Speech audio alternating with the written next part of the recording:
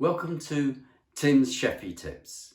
Now, inspired by a recent trip to Jerusalem, the capital of Israel, we stayed in a hotel where they served this particular dish for breakfast most days.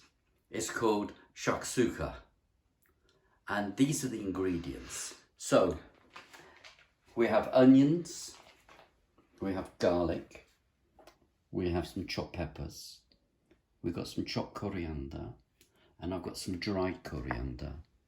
We've got tins of tomatoes, salt and pepper, tomato puree, zaatar, which is a Middle Eastern spice, dried chilli, and sumac, which is another Middle Eastern spice, which is slightly citric.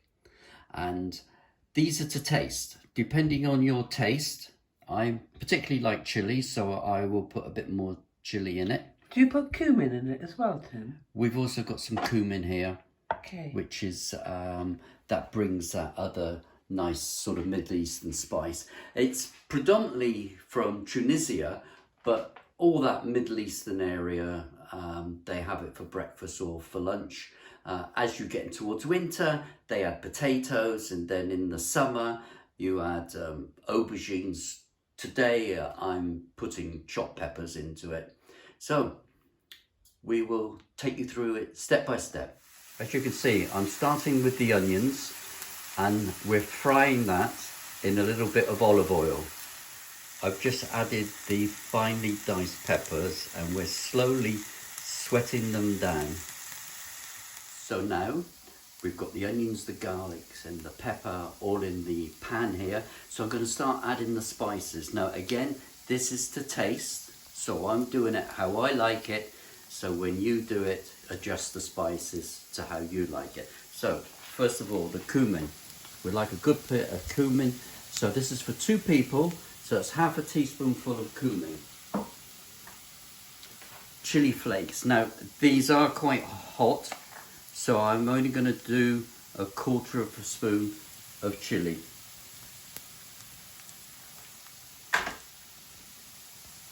Now the zaatar is all spices and herbs there, so I'm going to put a whole teaspoonful of that into there.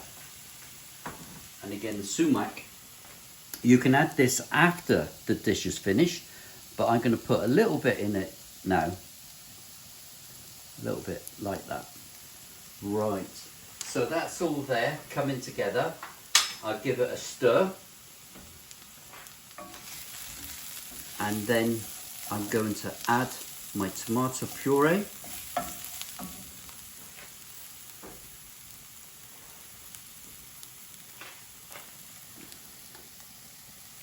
You can see how much tomato puree I'm putting in there.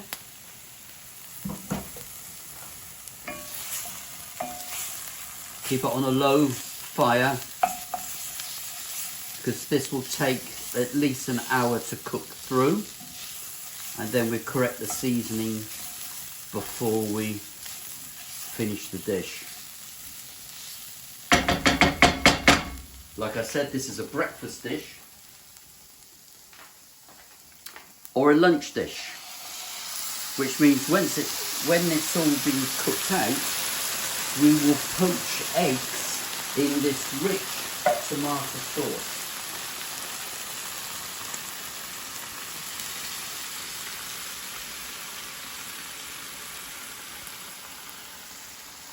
Now I'm adding the chopped coriander to the pot, like that.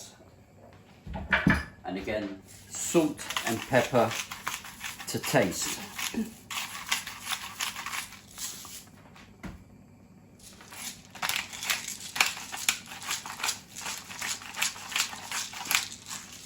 So I'm turning this down really low now, and we're just letting it tick away there for at least an hour, and then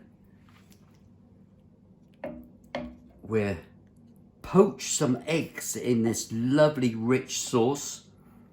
We put the lid on it, and then we'll eat it with some bread. And there we go. We'll be back in an hour. Right then, so this has been going on for about an hour. If I take the lid off there, it's bubbling away there. Now this is the interesting bit. Give it a bit of a stir, right? If it's too thick, you need a touch of water, but I think this is round about the way I want it. So we're going to put some eggs in here. So I've just put a dentation there, and then I can crack an egg in there and then put the lid back on. So, oh, careful.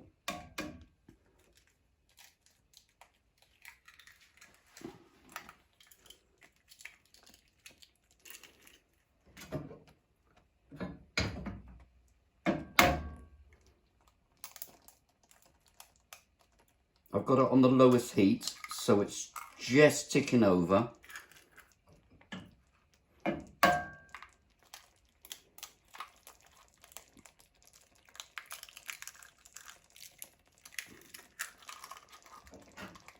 And the last egg here, and they will gently poach in the tomato sauce. There we go. So here we go. Look at that. Wow. Manja, manja, manja.